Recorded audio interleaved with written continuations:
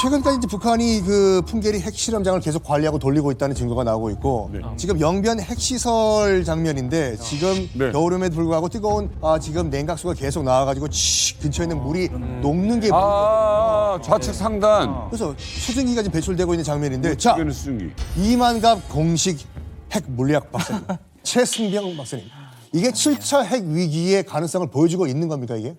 네, 당연히 보여주고 있습니다. 냉각수가 나오고 있는 모습을 저걸 보시면은 북한의 저 영변 핵시설이 아주 활발하게 가동되고 있다는 증거입니다. 그런데 이거는 뭐냐면은 영변의 원자로를 이용을 해서 플루토늄이라는 또 다른 핵물질을 지금 생산하는 설비도 다시 재개했다는 겁니다.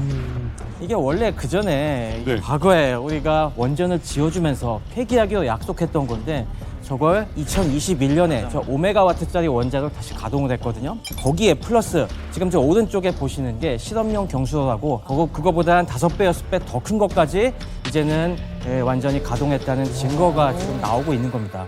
기존에 우리가 지하, 김정은이 방문한 강선과 영변에 원심 분리기를 이용하는 시설에서 이 농축 우라늄을 대량 생산하고 있다는 걸 지난번에 한번 보셨을 겁니다. 우라늄과 플루토늄 두 개의 중요한 핵물질을 지금 생산하고 있다는 걸 보여주는 것이고요. 자, 이렇게 해서 생산된 핵물질을 가지고서 지금 북한은 핵 고도화를 계속 추진하고 있습니다. 이 영화나 기록 필름에서 보는 선진국이 한 거대한 핵실험은 다 이 수소폭탄을 갖고 한 거거든요.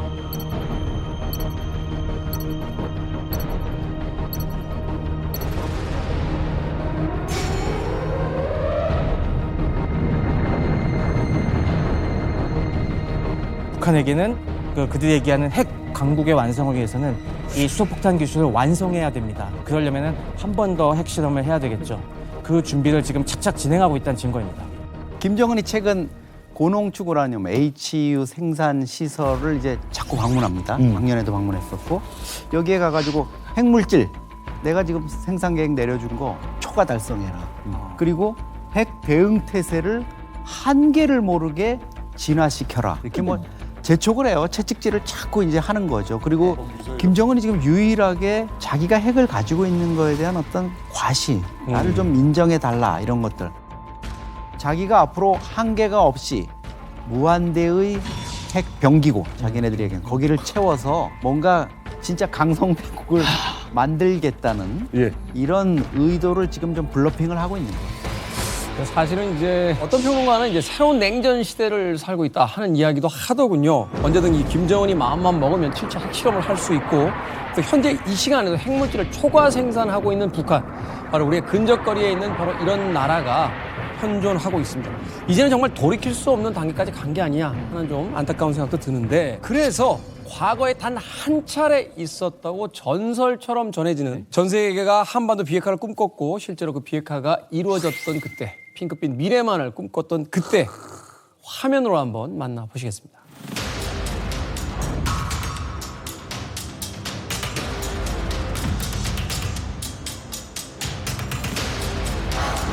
명령까지.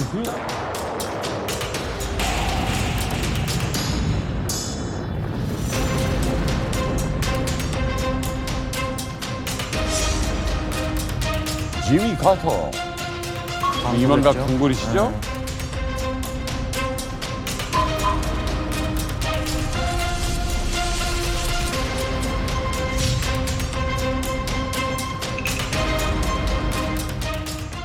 I personally believe that the crisis is over. The next step, obviously, is to make sure that the agreements that were worked out between me and him are carried out.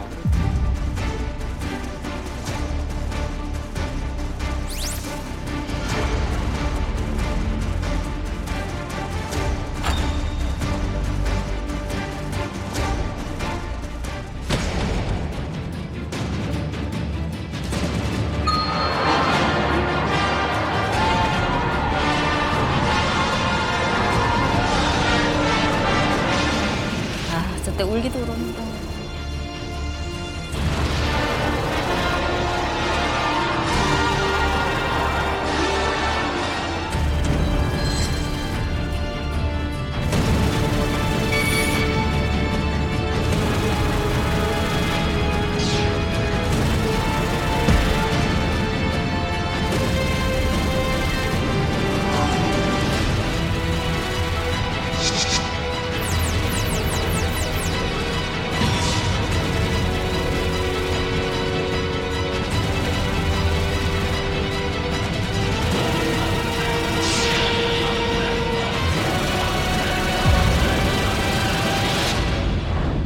1994년도에 역사적 합의인 제네바 합의가 이루어집니다. 북한과 미국 간에. 1차 북핵 위기가 터지고 NPT 탈퇴하고 나서 북한과 미국이 일단락을 짓는 합의가 제네바 합의예요. 좋아, 북한, 우리가 핵 포기할게. 대신 우리가 핵 포기하는 대가로 이것만 좀 들어줘. 라면서 두 가지 요구사항을 요구하고 국제사회가 그걸 받아줍니다. 두 가지 합의 조건이 간단해요. 첫 번째는 이제 뭐 전력도 만들어야 되고 경제개발도 해야 되니까 전력을 생산할 수 있는 경수로 원자력 발전소 2기만 지어줘. 미국이 It's okay. 어려운 문제 아니야. 그리고 발전소 2기 지어질 때까지 우리가 석탄 떼면서 전기 뗄 수 없으니까 석유라도 태워야 되니까 전력을 생산하기 위해서 중유 50만 톤만 매년 제공해줘. 짓는 동안만 주는 거니까 그것도 오케이 했어요.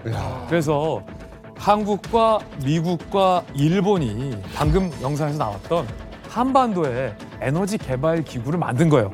코리아 에너지 디벨롭먼트 오거니제이션, 줄여서 캐도라는 기구를 만들어서 이 북한과의 합의한 합의사항을 이행하기 위한 기구를 만든 거예요. 중요 50만 톤은 미국이 줄게 라고 통 크게 미국이 선언을 했어요. 대신 원자력 발전소 2개만 일본하고 한국이 같이 좀 지어줘 라고 하니까 일본이 좋아요, 우리도 원자력 발전소 짓는데 돈 낼게요. 46억 달러가 그때 당시 들었어요. 현재 환율로 따지면 한 6조 5천억 정도. 그때 당시 일본이 10억 달러를 내기로 했고 우리나라가 36억 달러를 내기로 했는데 우리가 왜 일본보다 많이 내요? 라고 묻는다면 이건 좀 당연한 게 한반도의 비핵화와 관련해서는 당사자가 대한민국 때문에 우리가 더 주도권을 준다는 의미도 있었죠. 당시의 분위기로 봤을 때는 비용의 문제가 아니라 이제 한반도의 영구적인 비핵화가 약속이 되고 또 한반도가 이제 평화를 유지한다라는 의미에서 본다라면 의미 있는 투자였다라고 생각을 했습니다. 이 이야기를 오늘 끝맺음할 수 있었다면 이렇게 마음이 무겁진 않았을 것 같아요. 30%까지 차근차근 원전이 올라가던 그때 그야말로 핵폭탄 같은 일이 터진 겁니다. 2002년 10월 알고 봤더니 북한이 전 세계 몰래 고농축 우라늄 프로그램을 비밀리에 진행하고 있다는 사실이 탄로난 겁니다.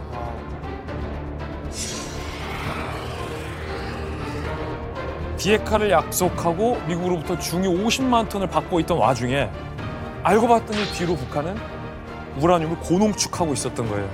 이게 의미하는 게 뭐냐면 북한은 애초부터 이 원전을 지을 생각이 없었다는 거예요.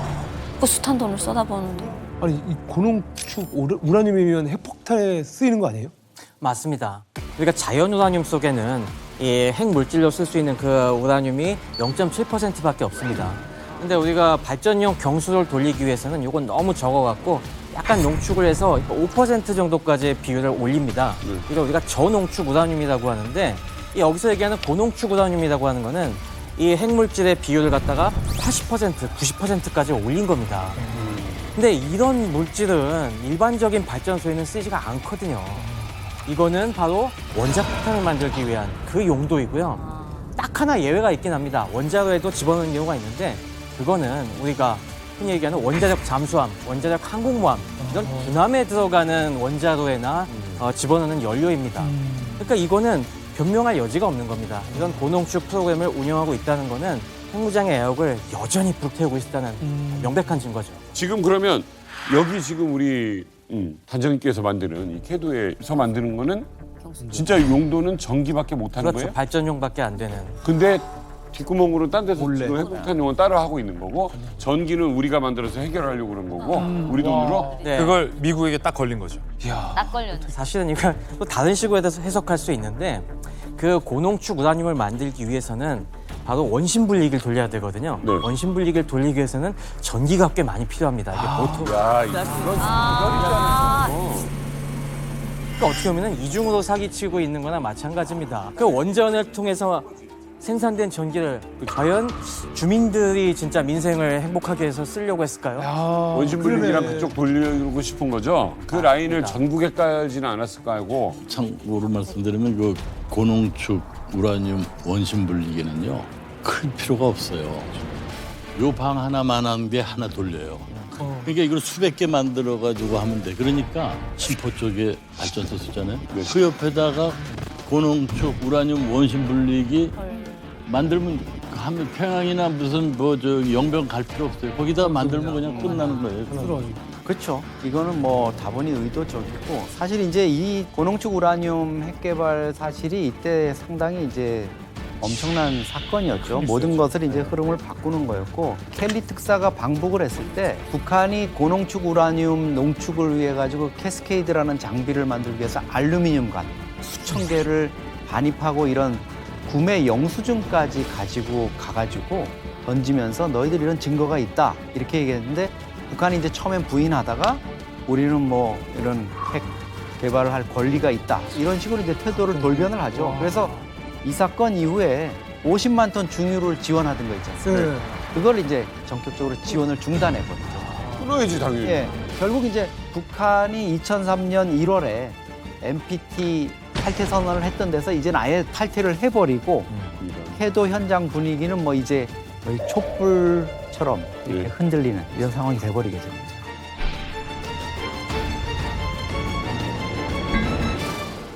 김정은이 그동안 꽁꽁 숨기고 있던 핵시설을 드디어 뭔가 공개한 분위기가 됐습니다.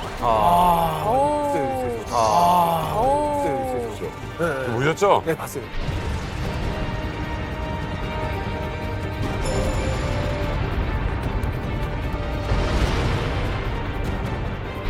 경애하는 김정은 동지께서 핵무기 연구소와 무기급 핵물질 생산 기지를 현재 지도하셨습니다.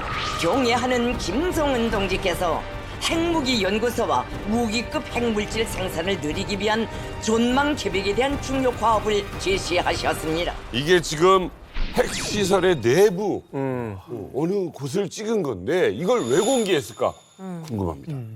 이게 캐스케이드라고 우라늄 농축 시설이에요. 그런데 그 규모가 굉장히 크고 굉장히 현대화돼 있고 세련돼 있다는 걸 비전문가의 눈으로 보더라도 딱 파악하실 거예요. 근데 그동안 우리가 북한 내부의 핵 시설을 이렇게 선명한 장면으로 북한 스스로 공개한 적은 더더욱 없어요. 딱 한 번 우리 저 기억 뇌리 어딘가에 노이즈 잔뜩 낀 북한의 핵 시설 비슷한 영상이 아른거리긴 해요. 처음으로 국제원자력기구 IAEA 사무총장이 북한 내부의 핵 사찰을 갔다가 직접 촬영한 영상이 공개됐던 적은 있었어요.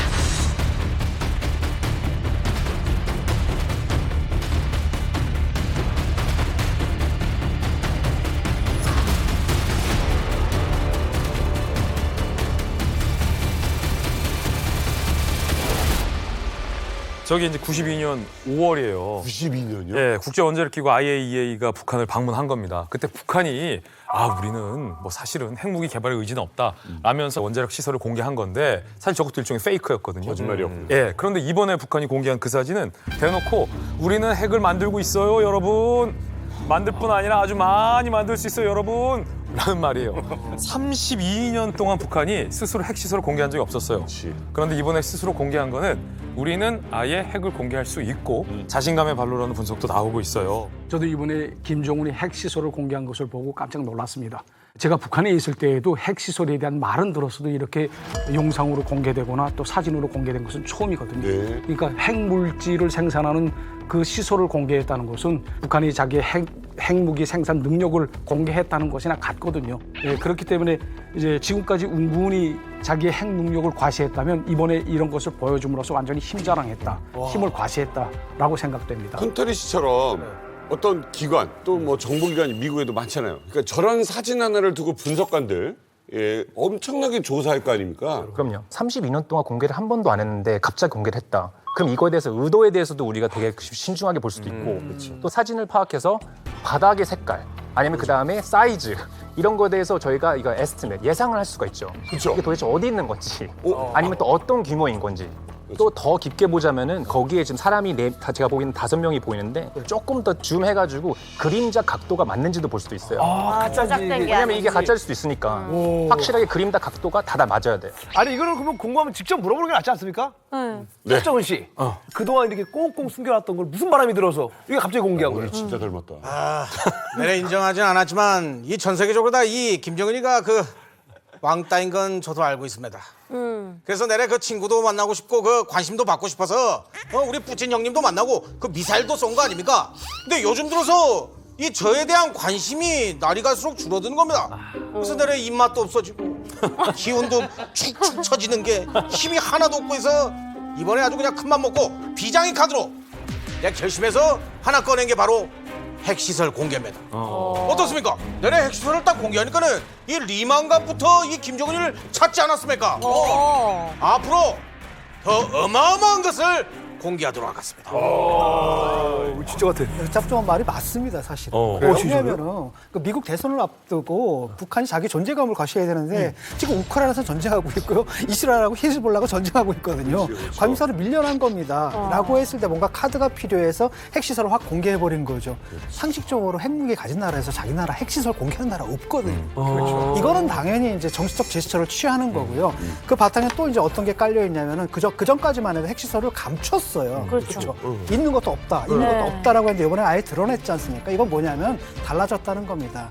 과거에는 우리가 비핵화 이거 가지고 협상했는데 비핵화가 아니라 이제 핵군축이다. 우리는 핵 보유국이야 이미 선언했고 이걸 기정사실화하고 그 다음에 우리한테 협상하든지 말든지 하자라고 대외적으로 선언하기 위해서 이번에 이제 사진을 공개해버린 거죠. 우라늄 농축 시설 좀 보여줬단 말이에요. 근데 저 시설 자체가 뭐 당장 만들어라고 해서 북한의 어떤 경제력이라든지 기술력을 가지고 뭐 일주일이나 한 달 만에 만들 수 있는 건 아니고. 그렇죠. 그럼 꽤나 오랫동안 장기적으로 저것을 준비했고 결국 이제 만들어냈다는 건데 그럼 언제부터 저런 시설들을 이제 만들기 시작했고 이제 완성 단계까지 오게 된 겁니까? 북한이 이 우라늄 농축 시설을 가진 건 이미 오래전에 가졌다고 생각을 합니다. 제가 알기로는 그 2000년대 초기에 시작이 돼서 2000년대 후반기에 완성된 것으로 지금 알고 있는데 사실 우라늄 농축 기술은 파키스탄에서 들여왔거든요. 네, 그리고 또 북한과 파키스탄 사이에 핵 기술과 미사일 기술을 서로 맞교환했습니다. 이때 왕따들끼리 이렇게 예. 그래서 이제 그게 1990년대 중엽입니다. 이때 그 파키스탄의 핵 물리학자 압델 카디르 한이라는 그 박사가 북한에 13차례 이제 방문을 하거든요. 그리고 또 1994년에는 당시 총리였던 베나지르 부토가 공식 북한을 방문합니다. 또 이제 파키스탄 군 총참모장이 북한을 방문하고 또 반대로 1996년에는 노동당 군수공업 담당 비서였던 전병호 비서가 또 파키스탄을 방문합니다. 이렇게 이제 이 기간에 굉장히 북한과 파키스탄 사이의 군사적 교류가 끈끈해지기 시작한 그때. 그러면 왜 그 파키스탄에서 핵 기술을 북한에 넘겨줬냐? 네, 왜? 일단 파키스탄과 인도의 그 역사를 좀 봐야 되는데 두 나라는 원래 한 나라였어요. 인도는 힌두교고 파키스탄은 이슬람교잖아요. 이 종교 갈등 때문에 각자 100만 명씩 죽이고 분리 독립이 돼요. 100만 명을요? 원수도 이런 원수가 없어요. 종교 때문에 갈라져요. 파키스탄과 인도가. 근데 1974년도에 인도가 핵 개발을 성공을 해요. 근데 딱 파키스탄 입장에서 봤을 때는 자기 왼수 나라가 핵 개발 성공했잖아요. 그때 이제 그 파키스탄 정부가 무슨 얘기를 했냐면 풀뿌리를 캐 먹는 한이 있더라도 우리도 핵 개발해야 되겠다. 라고 해서 당시 유럽에서 활동하고 있던 방금 말씀하신 칸 박사라고 파키스탄의 핵 아버지를 초빙을 해와요. 그래서 핵 개발에 성공을 했는데 문제는 뭐냐면 이거를 핵 폭탄을 만들어도 실어 날 수 있는 투발체가 필요하잖아요. 미사일이요. 그 정말 핵 개발에 목을 맸던 북한 정부가 딱 보니까 지금 파키스탄이 핵 개발을 성공했는데 미사일이 없어. 어이 파키스탄, 우리 맞교환하자. 우리가 미사일 기술 줄 테니까 너희는 우리 핵 개발을 도와달라. 이래가지고 파키스탄 핵 기술이 북한으로 넘어오게 됩니다. 근데 그게 벌써 몇십 년 전 얘기잖아요. 이 원심 분리기 생산 시설을 그때 이제 파키스탄에서 이제 칸 박사가 가서 이제 만들어줬다 이렇게 이야기를 하시는 건데 수십 년 전에 가져갔던 원심 분리 그 시설로 지금 계속 돌리고 있는 겁니까? 그렇다면 이게 과연 지금까지 유지가 되고 있을지도 의심스러운데. 네, 그렇습니다. 지금 바로 그 부분이 이번에 공개된 핵시설에서 저희가 놀란 부분인데요. 저희도 그런 노후 시설들을 상상했었는데 보시면은 반짝반짝 만든 지 얼마 안 되고 지금 만들고 있는 부품들도 있는 것 같고 이게 20년 전에 만들었을 리가 없다. 그러니까 그리고 그 당시 파키스탄이 넘긴 걸 P2라고 하는데 그 P2 모델이랑은 또 규격도 조금 다릅니다. 그러니까 이거는 북한이 자체적으로 이 생산 설비를 갖추고 어느 정도 개량까지 해서 지금 완전히 또 새로운 시설을 만들었다는 걸 의미하는 것입니다. 머리는 좋아. 처음 북한이 파키스탄한테 넘겨받은 원심 불리기는 높이가 2m 정도였다고 합니다. 근데 지금 우리가 사진으로 보면 김정은의 키하고 거의 비슷하거든요. 그럼 1m 70에 뭔가 좀 작아졌다는 거지 않습니까? 그래서 그 리버스 엔지니어링을 참 잘하잖아요, 북한이. 그러니까 자기 기술이 없으면 기계를 남의 걸 들여와서 뜯어보고 거꾸로 역설계해가지고 그다음에 이제 역설계하면서 업그레이드를 하겠죠. 실제로 일부 국가에서 원심 분리기를 공개한 사실이 있어요. 특히 이란 같은 경우에 이란에서 이제 초기 모델부터 최신형 모델까지 쭉 전시도 하고 그 사진들을 좀 분석해 보면 처음에 나왔던 원심 분리기의 외부 케이스에는 이 열선이 이렇게 감겨져 있는 게 보입니다. 근데 그러면 그 열선이 왜 필요한가를 먼저 설명을 좀 드리자면 우라늄은 상온에서는 고체예요. 그런데 이것을 원심 분리기를 통해서 우라늄 235만 뽑아내려고 하다 보니까 기체로 만들어야 되잖아요. 온도를 올려야 되는 거죠. 열을 가하기 위해서 외부에 열선이 감겨 있다라고 이제 우리들은 이야기를 하는데 이란 것도 최신 모델을 보면 그 열선이 사라져요. 내장돼 있는 거. 그렇죠. 안으로 들어. 기술이 좋아지니까 안으로 들어가는 거예요. 그래서 요번에 북한이 공개했던 원심 분리기의 가장 큰 특징은 그 열선이 사라진 게 아닌가. 그 얘기는 굉장히 최신형의 원심 분리기를 북한이 개발하려고 하고 있다. 또는 개발해서 갖고 있다. 이렇게 평가할 수 있을 것 같습니다. 일단 원심 분리기의 성능을 높이기 위해서는 뭘 높여야 될 것 같습니까? 모터. 그렇죠. 여기 돌려야 될 거 아니에요, 일단. 이게 속도가 빨리 돌아가면 빨리 돌아갈수록 이게 분리 효율이 되게 좋아집니다. 네. 근데 이 수준이 어느 정도냐면은 보통 이게 초당 한 1000에서 1500번, 1분에 한 5만 번에서 거의 10만 번 가까이 돌게 됩니다. 근데 이렇게 고속으로 잘 돌려면은 균형이 아주 딱 맞아 떨어져 있어야지, 가공이 아주 대칭적으로 잘 돼 있어야지만 이게 그렇게 돌지, 조금만 여기 불균형이 있으면은 산산이 깨져버려서 완전히 시설이 망가져요. 대참사가 날 수 있습니다. 그래서 정밀하게 가공할 수 있는 기술이 있어야 되는데 북한에서 그동안 이런 정밀 공작 기계들도 많이 입수해 갔습니다. 이 대단한 걸 저희가 해냈습니다. 우리 북조선의 놀라운 기술을 한눈에 알아봐 주셔서 대단히 감사합니다. 이걸 칭찬으로 들어? 사실 다른 건 몰라도 이 김정은이가 이 핵만큼은 정말 진심인 거 여러분들도 다 아시죠? 알죠. 네, 그래서 저는 집에서 와이프, 딸 이렇게 해서 핵가족입니다. 그만큼 핵의 진심입니다. 아니 이게 이상하잖아요. 분명히 제재가 있었다고요. 거기다 대고 저런 시설을 만들 수 있는 스스로 만든다? 뭐야 이건? 근데 저도 북한에 있을 때 그런 얘기는 많이 들어봤어요. 우라늄이 그냥 팠다 하면 우라늄 나온다는 거예요. 김일성이 계속 그랬대요. 팠다 하면 우라늄 나오고 뭐 누워서 잤다 하면 군인들이 막 머리 어지럽다고 할 정도로 우라늄 많이 나온다. 그러니까 파면 나온대. 북한이 그 우라늄 매장량이 전 세계적으로 3위권에 있다고 합니다. 엄청나다. 네, 그럴 정도로 우라늄이 굉장히 하필 북한에? 예. 그러니까요. 그러니까 이 우라늄 광산에서 종사하는 그런 노동자들이 굉장히 많단 말이죠. 그러니까 이분들이 이제 우라늄 광산에서 계속 일하는 과정에 방사능에 이제 노출이 돼가지고 이제 불치병에 걸린다거나 혹은 이제 아이를 낳게 되면 기형아를 낳는 그런 현상도 있답니다. 우라늄만 얻을 수 있으면 북한 주민들이 이제 어떻게 돼도 좀 신경을 안 쓰는 것 같은데, 아니 그렇게 해서 이 핵물질을 얼마나 생산합니까? 이번에 북한이 공개한 사진을 보면은 이 시설이 한 군데가 아니고 두 군데라고 볼 수가 있어요. 자, 사진을 보시면 이 천장 높이가 달라요. 자, 왼쪽을 보시면 왼쪽이 오른쪽보다 높고 또 두 사진을 보면은 왼쪽 바닥 색깔이 주황색이고 오른쪽이 초록색이에요. 자, 그렇게 본다면은 두 군데가 다른 곳인가 아니면은 똑같은데 층이 다르다. 자, 이렇게 파악을 할 수 있다 이거죠. 그래서 이 사진을 보면은 원심 분리기가 한 2,000개로 분석이 되는데 2,000개라면은 1년에 아마 40kg를 생산할 수 있는 정도라고 예측이 됩니다. 우라늄으로 핵 탄두를 만들 때 보통은 25kg이 필요하다고 합니다. 아, 그래요? 예, 그렇기 때문에 이 시설에서 우리가 좀 보수적으로 봐서 저게 2,000개의 원심 분리기가 가동된다고 가정을 하면 1년에 40kg이거든요. 그러면 북한이 과연 25kg을 다 써서 핵탄두를 만들 것이냐. 무슨 얘기냐면 다른 기술들을 좀 더 첨가를 하면 핵물질을 적게 쓰고도 핵탄두를 만들 수가 있어요. 그러니까 예를 들어서 20kg이다. 그러면 1년에 2개의 핵탄두 생산이 가능하다는 거예요. 이거는 굉장한 겁니다. 왜인가 하면 자체적으로 원심 분리기를 생산할 수 있다는 얘기는 앞으로 내년에도 후년에도 그만큼의 시설들을 어딘가에서 설치를 해서 계속 누적이 된다는 얘기죠. 또 만들 수 있으니까 다른 곳에. 네. 덧붙여 주신 것처럼 핵 생산 시설이 과연 저기만 있겠느냐. 공개한 것이 저 정도인데 아시다시피 패라는 것을 다 보여주진 않잖아요. 그렇죠. 2010년도에 스탠포드의 핵과학자인 해커 박사가 이제 영변에 가가지고 멀리서 한번 체크를 한 적이 있어요. 그때 원심 분리기가 대략 한 2,000개 정도가 있었거든요. 근데 만약에 저게 영변이 아니다. 그러면 이론적으로는 이 짤순이를 여러 군데 분산해서 설치할 수가 있거든요. 그래서 최소 4,000개에서 10,000개 정도 갖고 있을 수가 있다. 그러면 1년에 2개가 아니라 이론적으로는 정말 기하급수적으로 핵포탄을 만들 수 있다는 우려가 나오고 있어요. 북한이 미 대선 이후에 7차 핵실험을 감행할 수 있다라는 이야기가 나왔다라고 합니다. 아니 6차 핵실험으로 이미 핵에 대한 거의 기술적인 완성이 끝났다라는 선언을 했었잖아요. 그런데 대선 전이라면 뭐 어떤 정치적인 역할이라도 있기 때문에 실험을 하겠다라는 건 이해하는데 이후에 7차 핵실험을 한다? 이건 어떤 의미가 있는 거고 왜 하는 겁니까?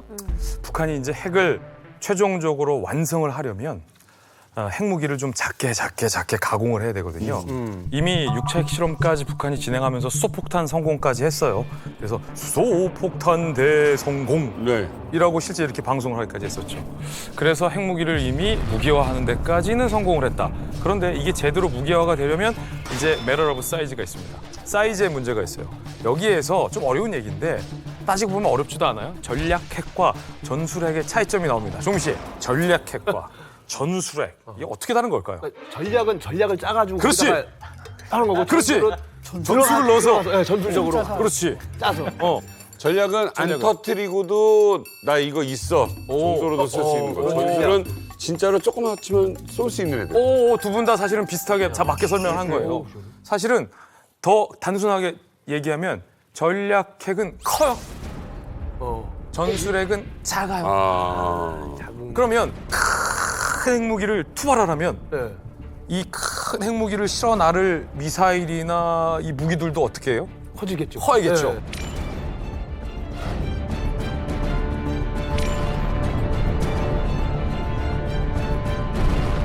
그렇다 보면 크기 때문에 우리나 미국이 쟤네 전략 핵무기 쏠라고 좀 움직이는구나.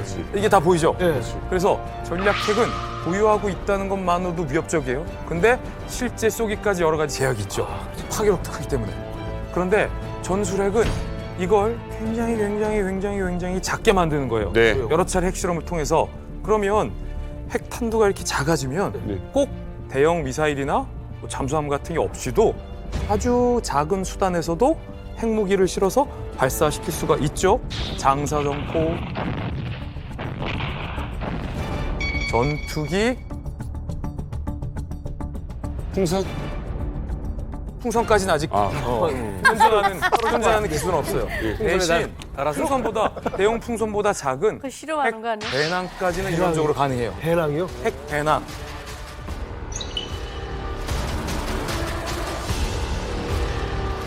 그래서 인편을 통해서 핵물질을 소형화해서 핵배낭에 넣고서 사람이 와서 원하는 곳에서 핵배낭을 터뜨리고 작은 소도시나 아니면 군집돼 있는 인파를 향해서 펑! 테러를 일으킬 수도 있는 거죠. 그렇죠. 그걸 가능케 하는 게 실제 핵심. 말하자면 이제 포토볼을 만들겠다는 거잖아요. 가지고 다닐 수 있는. 말하자면 예전에는 음악을 집에서만 들었지만 허리춤에다가 이걸 달기 시작하면서부터 어떤 공간의 이동에 대한 자유 같은 것들이 이제 생기기 시작하는 거니까. 가능합니까 이게 북한에서? 전술 핵무기가 작으니까 더 쉽게 만들 수 있다라고 생각하시잖아요. 그건 아니에요. 이걸 터뜨리기까지 굉장히 힘들어요. 이걸 설명을 드리기 위해서 소품을 준비했습니다. 자, 지금 나무 조각을 갖고 왔는데 이게 우라늄이에요, 이게요. 핵포탄을 만들기 위해서 최소한 우라늄이 25kg가 필요해요. 그럼 이게 하나에 5kg라고 치면은 하나, 둘, 셋, 넷, 다섯. 이렇게 우라늄이 있어야지 폭발이 가능해요. 최소한의 그 무게예요, 25kg요. 그런데 이거를 우라늄을 이렇게 25kg를 써가지고 한 방에 떠뜨리는 것보다는 쪼개서 전술 핵무기로 만들면은 5개를 쓸 수가 있잖아요. 네. 실어 날리기도 편하고. 그렇죠. 간단한 예로 핵 가방 메고 들어와가지고 정말로 극단적인 예로 우리 원자력 발전소 근처에 가서 터뜨리면은 뭐 누가 터뜨린지도 모르고 이건 핵 가방이 아니라 원자력 발전소가 스스로 터졌다라고 얘기할 수도 있는 거예요, 이건요. 문제는 이게 우라늄 25kg가 있어야지 이게 폭발이 가능하거든요. 아, 그래요? 이게 쪼개지면은 그만큼 폭발이 힘들어요. 오히려? 오히려. 그래서 만약에 내가 김정은이라고 하면 지금 김정은과 그의 과학자들은 이걸 굉장히 고민하고 있을 거예요. 이거를 25kg를 5개로 나눠서. 쪼개가지고 그렇지. 조그만 전술 핵무기로 만들 수 있는 그렇지. 기술을 개발하자. 1인분 한 집 배달 가능하게 하는 거. 왜 이렇게 쉽게 설명을 하지? 일단 이 핵물질을 어떻게 터뜨리는지 궁금하지 않으십니까? 좋아요. 네. 가장 간단한 방법은 사실 핵물질이 어느 이상만 있으면 저절로 터집니다. 그 어느 이상이냐 그 경계값이 바로 임계질량이라고 하는 것이죠. 자, 그러면 어떻게 이걸 터뜨리면 될까? 옛날부터 이게 간단한 방법을 생각한 게, 자, 그 한 25kg 정도 되는 우라늄이 실제로, 이거는 우라늄이 아닙니다만, 약간 요 정도 크기가 됩니다. 25kg가요? 신기하잖아. 네. 사이즈에 비해서 무겁지. 엄청나게 무겁습니다. 네, 중금속이기 때문에. 그래서 이 초창기의 아이디어는 요만큼 있으면 터져버리니까 이걸 쪼갭니다. 쪼개서. 반으로 쪼개갖고 이렇게 떠튀어 놓고 있다가 이 딱 트리거링을 하면은 이걸 딱 합치게 해갖고 이 합쳐지는 순간 이게 반응이 일어나면서 뻥 터지는 겁니다. 그래서 맨 처음에 히로시마에 떨어뜨렸던 우리 리틀보이라는 그 원자 폭탄이 바로 이런 원리를 이용한 것입니다.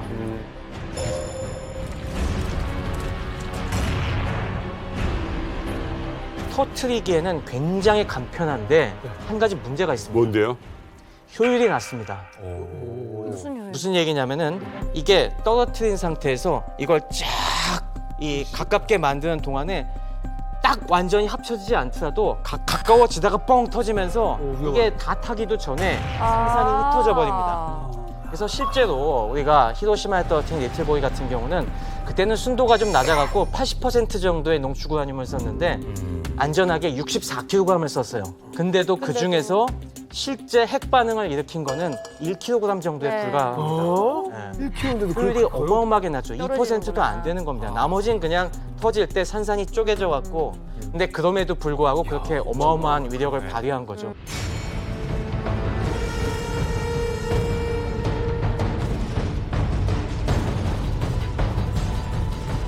그러니까 그런 방식이 제일 간단한 방식인데 이렇게 비효율적이기 때문에 야 이대로 하다가는 너무 무리가 많다. 특히 플루토늄 같은 경우는 무슨 문제가 있냐면은 이 반응성이 너무 좋아갖고 우라늄은 좀 가까워져야도 반응이 시작되는데 플루토늄은 가까워지는 도중에 빨리 반응이 나버려갖고 더 효율이 안 좋습니다. 그래서 야 플루토늄을 이렇게 터뜨리다가는 별로 효과가 너무 없겠다, 너무 비효율적이다라고 해서 그 당시 맨하탄 프로젝트에 모인 천재과학자들이 다른 방식을 생각해냅니다. 그게 바로 임플로션, 내폭이라는 방식인데요. 그래서 나가사키 원자폭탄에 썼던 플루토늄은 한 요만큼 정도의 양입니다. 그래 겨우? 네. 근데 요게 6kg이 넘습니다. 한 6.2kg 정도 되는 양인데.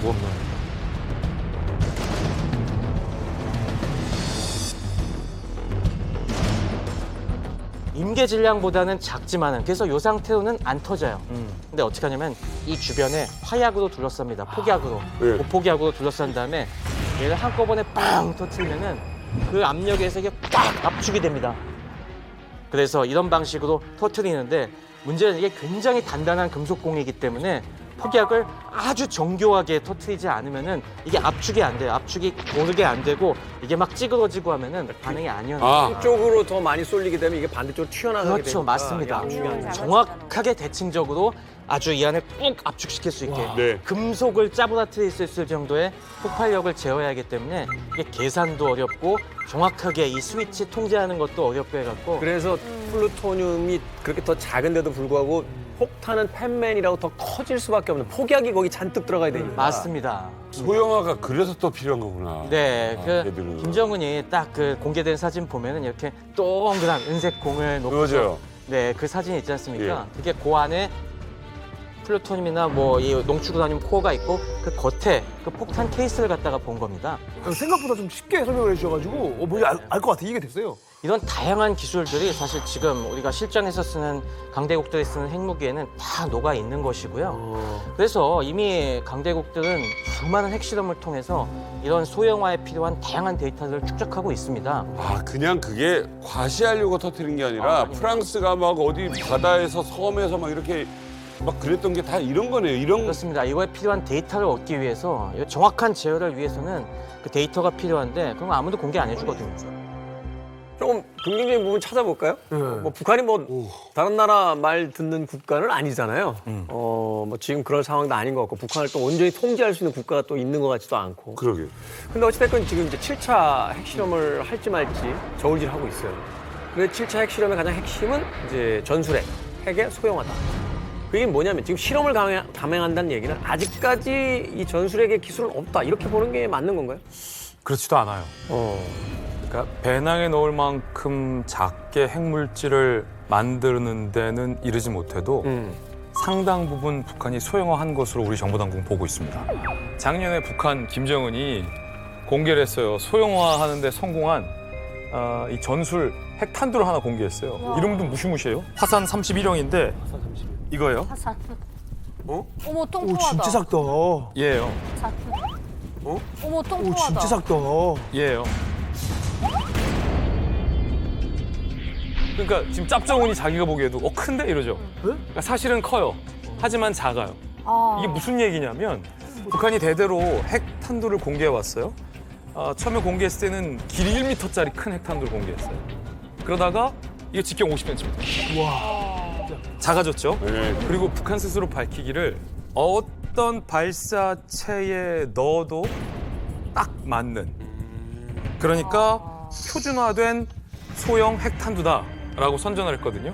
그래서 이 사이즈를 우리가 측정해 봤을 때 북한에 갖고 있던 다양한 미사일 중에 어디에 이게 들어맞는지를 우리 군 당국과 우리 정보 당국이 분석을 했는데 일단 북한판 이스칸데르라고 불리는 KN-23에 딱 맞아요. 그리고 화살 1, 2형 미사일에도 이게 딱 맞아요. 그리고 헤일이라는 북한 미사일이 있어요. 신형 미사일인데 바다 밑으로 가는 그 헤일에도 이게 들어가고요. 이야, 바다까지.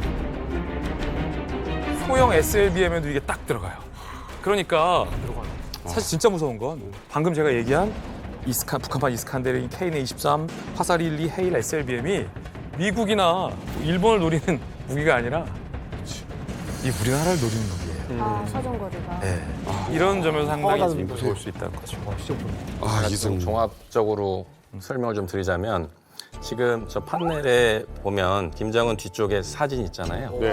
예, 살짝 가려져 있는데 그리고 이제 흐릿하게 나오잖아요. 뭐예요? 8개의 미사일과 거기에 요 화산 31이 탑재된 모습을 보여주고 있는 거예요. 여기 탑재돼 있구나. 네, 그래서 이 화산 31을 공개할 때 8종의 미사일들에 탑재할 수 있다라고 북한이 밝혔습니다. 자, 그러면은 이 북한이 보유하고 있는 전술 핵탄두 화산 31을 어디에 꼈을 때 어디까지 위협을 받을 수 있을지를 우리가 알아야 되잖아요. 그래서 제가 그거 한 판에 정리해 드릴게요. 이것만 알면 북한 핵미사일에 대해서 다 아시는 거예요, 오늘. 어디 가서 이거 못 봅니다. 자, 이제 북한이 화산 31을 실을 수 있는 투발 수단 8종을 제가 다 출력해 왔어요. 하나하나씩 좀 짚어드릴게요. 먼저 근거리 전술 유도탄 CRBM으로 부르는 녀석이 이 녀석입니다. 이거는 멀리 안 나가요. 사거리가 한 130km밖에 안 나가는데 문제는 이게 저고도로 날아가서 레이더망에 잘 안 걸려. 보통 개성에서 쏜다라고 가정을 했을 때 이게 한 130km 되니까 서울 인근 수도권 요 정도가 사거리 이 안에 들어오거든요. 그런데 이 안에 아까 전술 핵탄두가 탑재가 돼요. 그러니까 굉장히 무서운 얘기죠.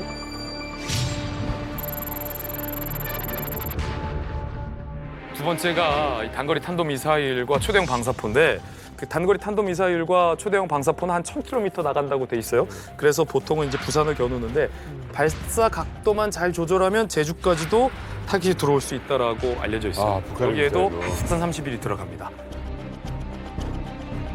그 다음부터가 이제 조금 머리가 아파지는데 앞서 제가 북한판 이스칸데르 미사일로 불리는 KN-23형이 있다고 했잖아요. 여기에도 화산 31이 들어가는데 이게 개량형도 나와 있거든요. 요격 미사일을 피하기 위해서 풀업 기동을 합니다. 이게 위, 아래 막 이상한 기동을 해요.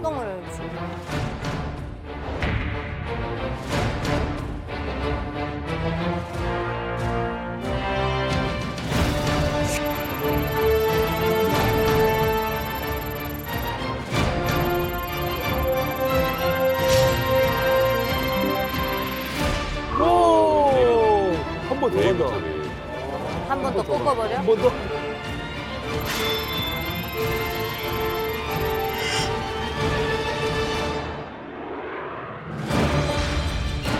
저게 어느 시점에서 꺾이는지 모르니까 요격을 할 때 이게 쉽지가 않다는 거예요. 저렇게 되면 맞추기가 어렵겠는데요? 요격하기가 매우 힘들죠. 물론 이제 우리나라도 아이언돔은 없지만 여러 가지 뭐 육군과 공군과 해군의 요격 체계는 갖추고 있는데 문제는 이 KN-23의 궤적이 정확하게 계산이 안 나오는 거예요. 그래서 요격 명중률이 상당히 그러니까 떨어지고 사드 말고는 사실은 뭐 애매하잖아요. 애매하죠. 이게 사거리가 골치 아파요. 히로시마, 오사카 사이를 가로질러서 가고시마까지 갑니다. 와.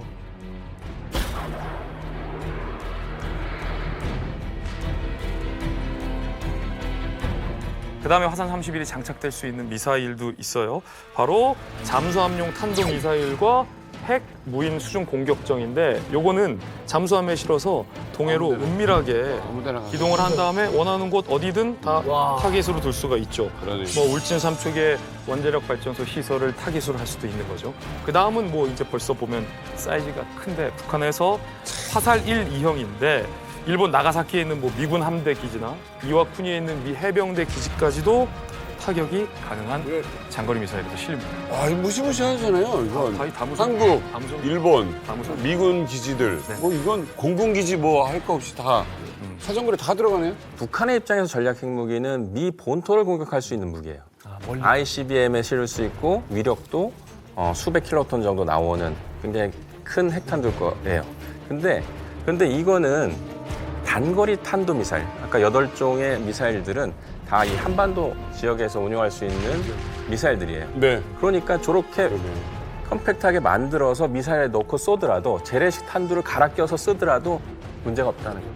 그러니까 전술 핵을 만들었으면 그 다음에 이제 운반체거든요. 왜냐하면은 뭐 미사일이라는 걸 만들게 되면 항상 뭐 요격 가능성이 있지 않습니까? 그러니까 요격을 피해서 가야 되는 겁니다. 예를 들어 이번에 히즈볼라가 그만한 미사일, 또 이란이 그만한 미사일을 쐈는데 대부분 다 아이언돔에 막혀가지고 요격 당했단 말이죠.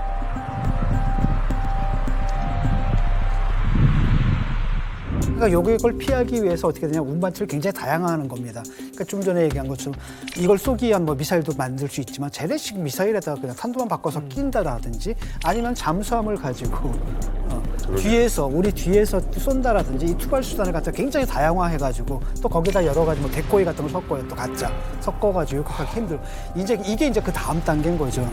포스터에서 보신 단거리 탄도 미사일은 이동식 발사 차량 TEL, 텔이 필요해서 이렇게 발사하는 방법도 있지만 그 외에도 열차,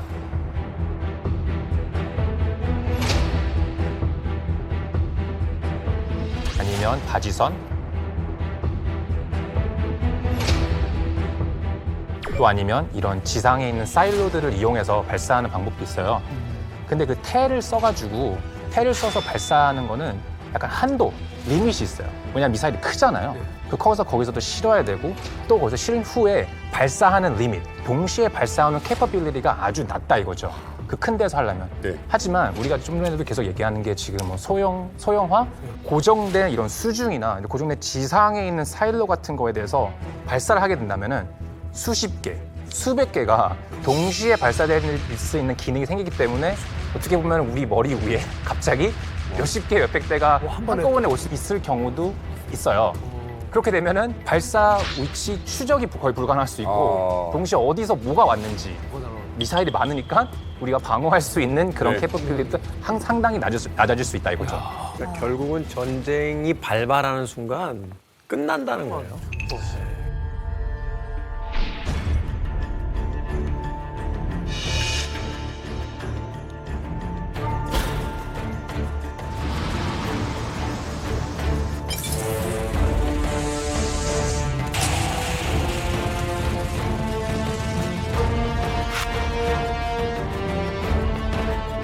김정은이 이렇게 핵과 미사일 개발에 힘을 쏟습니다. 근데 어떤 일이든 작용이 있으면 반작용이라는 게 있는 거잖아요. 그렇죠. 결국은 김정은 정권의 이런 행동들 자체가 한국과 미국과 일본이 새로운 어떤 동맹 관계의 어떤 강화가 이루어지는 이런 계기가 되고 있단 말이에요. 사실 그럼 북한한테 좋을 일이 있나요? 제가 보니까 김정은은 운이 좋은 사람이라고 말할 수 있습니다. 어떤 점에서? 네, 지금 중미 대립 때문에 그리고 그 러시아와 미국이 대립 때문에 사실상 동맹 중러 북 동맹이 등장하고 있습니다. 한일미 동맹도 있습니다. 3대3 대립이라고 할 수 있습니다. 원래 러시아도 중국도 북핵을 전혀 환영하지 않았습니다. 하지만 지금 필요악처럼 생각하기 시작합니다. 왜냐하면 그들에게 북한은 무엇입니까? 가치가 많은 완충지대입니다. 국제정세적으로는 이제 랑커프 교수님의 이야기를 이렇게 들려주셨는데 그럼 북한 쪽 입장에서는 어떤 겁니까? 이 핵 문제에 대해서 지금 이야기를 하고 있는데 저는 이런 생각을 합니다. 김정은이 지난 10년 동안에 집권해서 한 일이 핵무기밖에 한 게 없어요. 그러면 김정은이 핵무기를 포기하라고 그러면 지난 11년을 없애라는 거랑 마찬가지거든요. 그러니까 김정은으로서는 어쨌든 핵을 계속해서 발전시켜 나가는 거는 자기 체제 유지의 기본적인 필수 가결한 조건이라고 보고 그 정도라고 저는 생각을 합니다. 사실 뭐 북한의 입장에서 지금 제일 좋죠. 제일 좋지. 왜냐하면은 대북 제재가 먹히려면은 사실은 러시아하고 중국이 동참을 해. 그렇죠. 협조를 해줘야 돼. 적극적으로 협조를 해줘야 되는데 러시아와 중국 같은 경우는 북한 체제가 붕괴하는 건 바라지 않거든요. 그러면 이제 미군이 사실은 두만강, 압록강까지 온 그 상황은 누구도 바라지 않는단 말이죠. 그러니까 러시아와 중국의 입장에서도 북한이 핵 갖는 걸 원하지 않아요. 왜냐하면 그 핵군주가 워싱턴만 향하는 게 아니라 북경을 향할 수도 있고 모스크바를 향할 수도 있는 거거든요. 원하지는 않는데 그럼에도 불구하고 북한과 러시아가 가까워지고 있는 게 러시아는 지금 재래식 탄약이 부족을 해요. 재래식 무기가 부족한데 그걸 상당 부분 특히 바그너 그룹 쪽으로 많이 들어간 거거든요. 불법적으로. 그다음에 또 다른 바로 중국 같은 경우에 뭐냐면 대북 제재를 옛날에 하는 신용이라도 했는데 상당 부분 풀어줄 수도 있다라는 거죠. 라고 하면 사실 북한의 입장에서 굉장히 좋은 겁니다, 사실은. 그렇죠. 이런 문제가 되는 거죠. 과거의 그 국제적인 어떤 도발보다 핵무기 하나가 더 큰 어떤 영향력을 가질 수 있다는 걸 이제 깨달았고, 그러니까 포기할 수도 없죠 지금. 포기할 수도 없는 게 옛날에는 포기하겠다 했잖아요. 이제는 그냥 항상 우리는 핵 보유국이야. 니들이 원하든 원하지 않든 우리는 보유국이야. 니들 인정하지 않든 간에 그 바탕 위에서 얘기하자. 지금 이런 태도예요 지금. 맞아요. 지금 11년 동안 지금 핵 개발에만 온 힘을 다 쏟아붓고 나머지 정책들은 다 실패로 끝났는데 말하자면 거기에 상응하는 조건에 무엇이 없는 이상은 절대로 핵 개발을 포기할 이유가 지금 없다는 이야기죠. 그러니까 쌀 없고 핵 있는 걸 자랑하고 있는 거야. 그러니까 여기서 가장 핵심 질문이 바로 그거예요. 도대체 이 미사일을 무슨 돈을 가지고 그렇게 이제 쏴대냐 이게 이제 궁금한 거죠. 무슨 돈으로 하는 겁니까? 기존에는 중국과의 교역에서 대부분의 자금을 마련했고 각종 북한이 무기를 팔고 밀수를 하는 데서 자금을 마련했는데 대북 제재가 세지면서 이게 다 막혔습니다. 마약도 제대로 팔기도 어렵고. 마약도 못 팔고 러시아의 무기를 밀매하다가 백악관에 의해서 걸리기도 했었죠. 지금 많은 북한 전문가들이 보는 이 비용의 주 출처는 북한의 사이버 범죄에서 조당하는 범죄 비용으로 범죄 수익으로 보고 있습니다. 해킹? 예, 해킹이죠. 눈에 보이는 핵과 미사일 도발을 위해서 눈에 안 보이는 곳에서 북한이 치밀하게 더 정교하게 우리를 포함한 국제사회를 뒤흔들고 있다는 거고 비용까지 마련하는 거는 뭐 일석이조겠죠. 세계 최고 수준의 해커를 양성한다는 건 뭐 이제는 우리 국민들도 다 아는 사실이고 김스키라는 북한의 해커 그룹을 국제사회가 특정해서 수배를 때리는 것도 벌써 몇 년 전입니다. 최근에는 우리 국정원이 이런 발표를 했습니다. 국내 최대의 포털 사이트랑 똑같은 위조 사이트를 북한이 만들었어요. 우와. 우리 포털 사이트요?